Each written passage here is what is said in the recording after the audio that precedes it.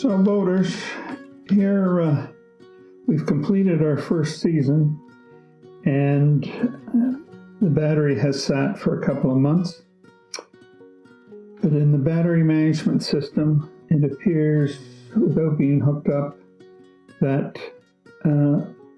most of the cells have dropped at an even scale, where the one cell that was newer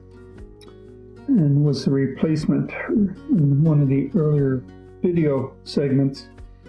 has not been discharged at an equal rate. So, see if we can show you 3.66 is the general reading across most of the cells. But our replacement cell, we get a much higher reading of 4.15 volts. So I am going to show you how I have determined a way to bring that down into a more equalized state with the other cells. I've organized and set up 12-volt light that would normally be used in our navigation lighting setup, and I'm going to simply connect the two leads across our higher cell, and you can see that it is lit our 12-volt light, and I plan to let that run, probably going to be overnight because it doesn't draw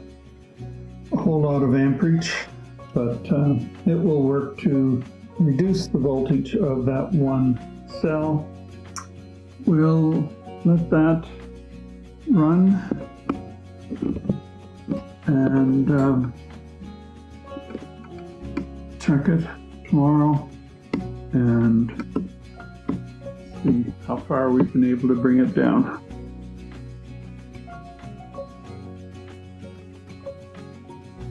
You will recall that we had finished for the season, and one of the things with the lithium-based batteries is they cannot be left out in the cold, and as we can sometimes get to minus 30 degrees Celsius, I've brought them inside and decided that I'll set up a winter project and hook them up to this 48-volt inverter charger and just see if I can't get a little more bang for my buck on the investment of the batteries. So my plan is to set this up, produce domestic 120-volt AC power via the inverter, and then